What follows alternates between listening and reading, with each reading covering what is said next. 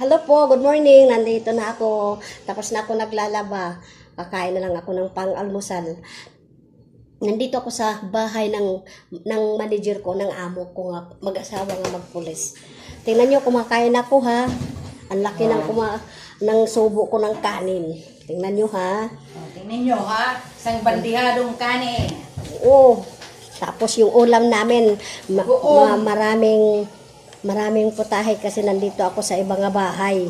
Wala ako sa amin kasi kung sa amin, ano lang, bagoong gulay. Dito maraming putahe. May manok, may prito nga isda, may gulay nga gabi.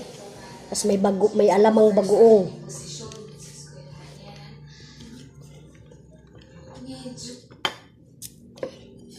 Kain tayo.